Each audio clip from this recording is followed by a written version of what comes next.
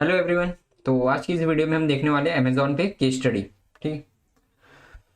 तो आपको पता होगा अमेजोन क्या है। ठीक है, एक ई कॉमर्स कंपनी है। ई कॉमर्स कंपनी है। ठीक। तो पहले अमेजोन क्या था, पहले सिर्फ अमेजोन बुक्स बेचते थे। ठीक है। तो पहले अमेजोन सिर्फ बुक्स बेचते थे। अब क्या हो गई, अब आपको पता होगा कि ये वर्ल्ड लार्जेस्ट रिटेलर कंपनी है। Retailer company. ठीक है। तो पहले अमेजोन सिर्फ बुक्स बेचता था, अब क्या हो गया, ये अब ये वर्ल्ड लार्जेस्ट रिटेलर कंपनी हो गया। अब आपको पता होगा कि अमेजोन की वीडियो स्ट्रीमिंग प्लेटफॉर्म भी है। Video streaming, Amazon prime. ठीक है। अब अमेजोन जो है फूड्स का भी लेके आ रहा है, फूड्स डिलीवरी का। जैसे हमारा स्विगी जोमेटो है, उसी तरह से अमेजोन जो है अब फूड्स भी डिलीवर करेगा। ठीक है। तो देखा आपने कि अमेजोन पहले से कहाँ सिर्फ बुक ही बेचता था, अब जो है उसके पास काफ़ी सारे फीचर्स आ गए हैं। ठीक है, वर्ल्ड लार्जेस्ट रिटेलर कंपनी बन गया है। ठीक है, वीडियो स्ट्रीमिंग प्लेटफॉर्म है। ठीक है, फूड भी डिलीवरी कर रहा है। ठीक। तो ये है अमेजोन। ठीक है, ये था अमेजोन के बारे में थोड़ी जानकारी। अब आगे हम देखेंगे कि किस तरह से अमेजोन ने बिग डेटा का यूज़ करके वर्ल्ड लार्जेस्ट रिटेलर कंपनी बनाई। ठीक। पहले कहाँ बुक बेचते थे, अब पहले सिर्फ बुक ही बेचते थे, अब तो ऑलमोस्ट एवरीथिंग मिलेगी आपको अमेजोन पे। ठीक। तो देखते हैं कैसे बिग डेटा की हेल्प से अमेजोन ने इतना बड़ा बिजनेस बनाया। चलिए देखते हैं। तो पहले बात कर देते प्रॉब्लम की। प्रॉब्लम क्या थी कि अमेजोन जो है पहले बुक्स ही बेचता था, फिर उसके बाद उसने काफ़ी सारे प्रोडक्ट्स बेचने चालू किए। ठीक। प्रोडक्ट्स। ठीक है, बहुत सारे प्रोडक्ट्स बेचने चालू किए। उसके अंदर एक प्रॉब्लम क्या होता है, लेट्स से ये हमारा अमेजोन का वेबसाइट है। ठीक। और ये सारे उस पर प्रोडक्ट्स हो रहे हैं।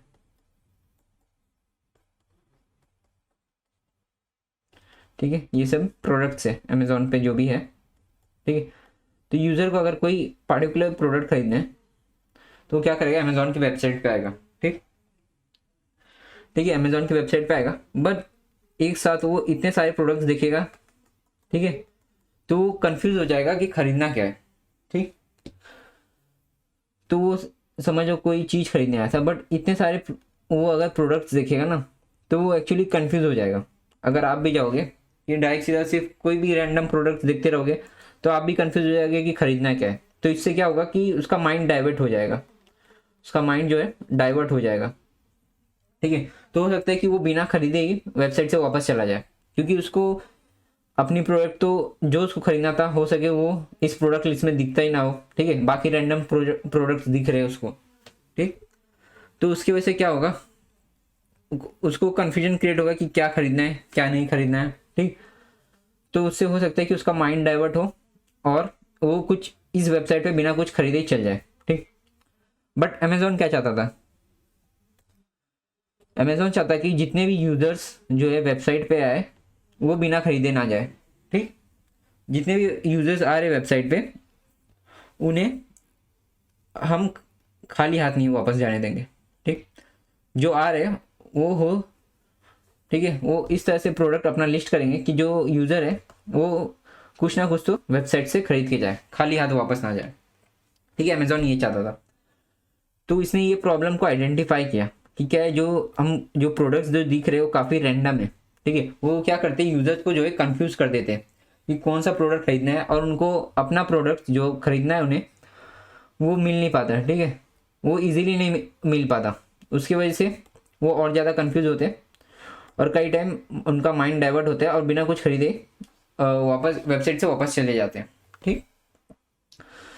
तो इसने क्या किया, अमेजोन ने सबका डेटा कलेक्ट करना स्टार्ट किया। ठीक है, इसने क्या किया, डेटा कलेक्ट करना स्टार्ट किया।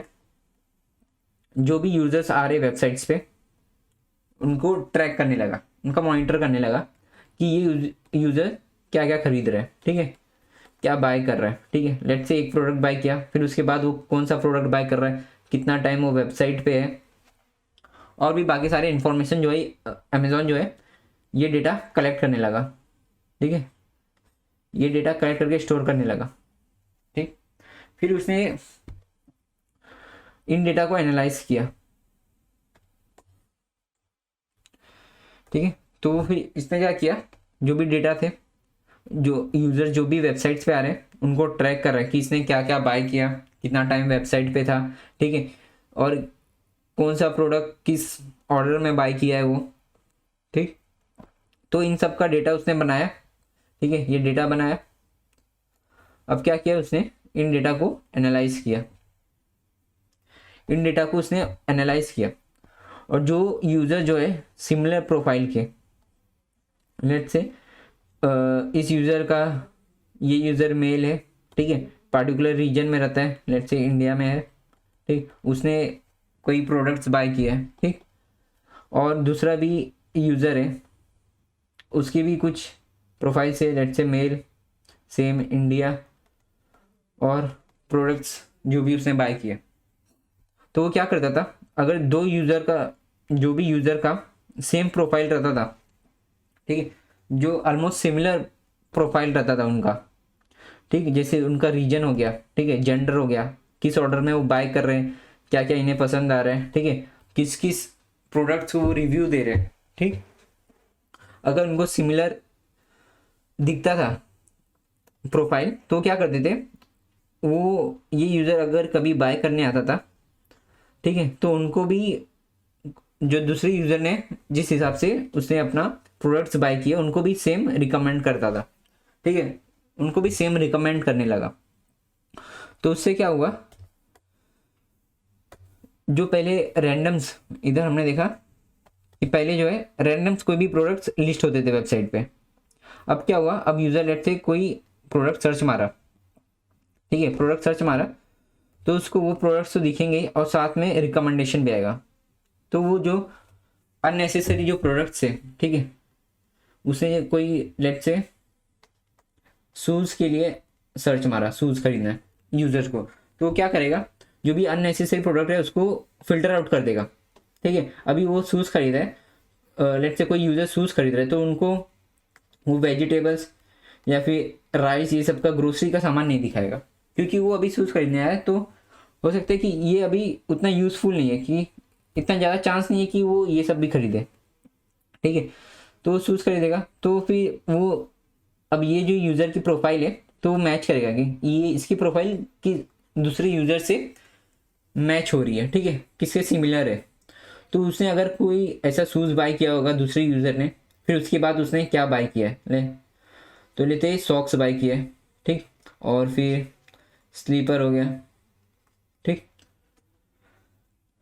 तो क्या करेगा, उनको भी सेम, ये यूज़र को भी सेम प्रोडक्ट्स रिकमेंड करेगा, ठीक है, ये यूज़र को भी सेम प्रोडक्ट रिकमेंड करेगा। तो इससे क्या होगा कि एक स्ट्रीमलाइन प्रोडक्ट आएंगे हमारे पास, मीन्स जो है फिल्टर आउट प्रोडक्ट्स आएंगे, तो इधर शूज़ दिखेगा, ठीक है, और बाकी सारी सॉक्स की रिकमेंड आएगी, ठीक।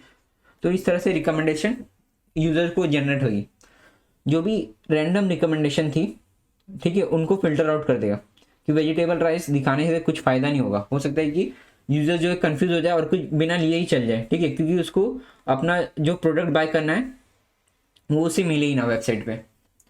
तो वो क्या करेगा, फिल्टर आउट करेगा, और जो जो इसके सिमिलर प्रोफाइल था उसने जिस हिसाब से प्रोडक्ट खरीदा है उनको भी सेम चीज़ रिकमेंड करेगा, ठीक। तो इसने क्या किया था, बिग डेटा से जो है एनालाइज किया था कि किसकी इंटरेस्ट सिमिलर है, कौन कौन से प्रोफाइल के इंटरेस्ट सिमिलर मिल रहे, ठीक, सिमिलर मिलता था तो वो एक दूसरे के प्रोडक्ट रिकमेंड करते थे एक दूसरे को, ठीक। इस तरह से उन्होंने ऐसा क्लस्टर बना लिया कि जिसके प्रोफाइल सिमिलर है उनको उस हिसाब से जो है प्रोडक्ट रिकमेंड करेंगे, ठीक। तो इस तरह से उसने अमेज़ॉन ने क्या किया कि जो है अननेसेसरी प्रोडक्ट फिल्टर आउट कर दिए, और सिर्फ जो नेसेसरी, जो जिसकी ज़्यादा प्रोबेबिलिटी कि यूज़र बाय करे उनको वेबसाइट पे शो करना चालू किया। तो उससे क्या हो गया, यूज़र जो है अब कंफ्यूज नहीं होगा कि उसे क्या बाय करना है, ठीक है। और जो भी उससे प्रोडक्ट चाहिए वो उसे डायरेक्टली मिल जाएगा, और साथ में रिलेवेंट रिकमेंडेशन उसे दिखेगा कि क्या बाय करना है, ठीक। रैंडम के बदले अब रिलेवेंट दिखेगा, तो इससे ज़्यादा चांसेस है कि ये सब जो रिकमेंडेशन आई है वो उन्हें भी बाय करें। तो उससे क्या होगा, अमेज़ॉन का तो प्रॉफिट होगा ही, ठीक है, और ज़्यादा सामान बाय करेगा, और जो यूजर्स है उसको भी एक अच्छा इन्वायरमेंट मिल जाएगा। मीन्स उसको जो है प्रोडक्ट जो है ऑलरेडी लिस्ट आउट मिलेंगे उसके एक ही पेज में, ठीक है। उसे बार बार सर्च करने की जरूरत नहीं पड़ेगी, ठीक, दूसरे पेज पे, ठीक है। तो इससे अमेज़ॉन ने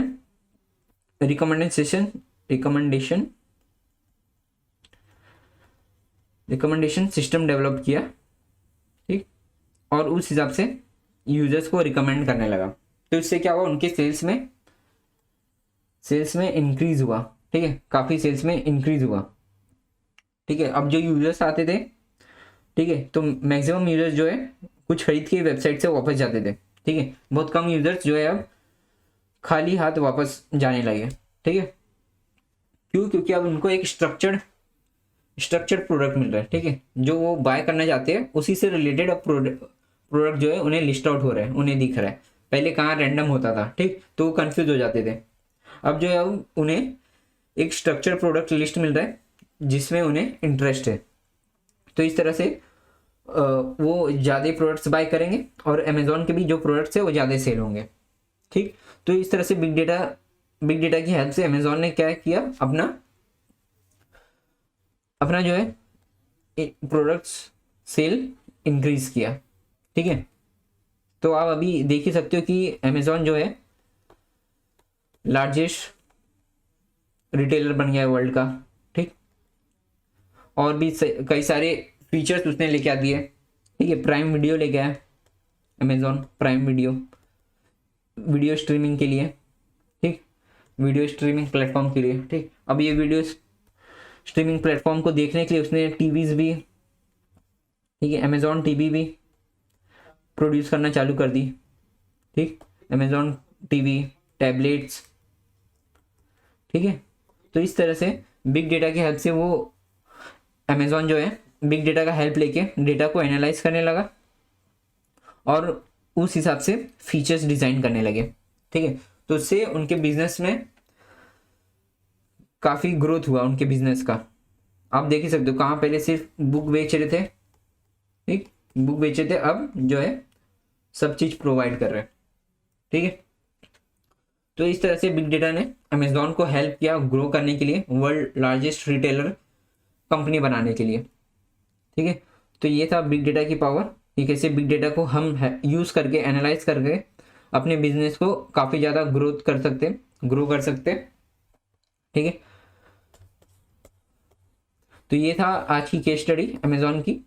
होप करता हूँ आपको ये केस स्टडी समझ में आई होगी, कैसे अमेज़ॉन ने बिग डेटा का यूज़ करके अपने बिजनेस को ग्रो किया और वर्ल्ड लार्जेस्ट रिटेलर बना, ठीक।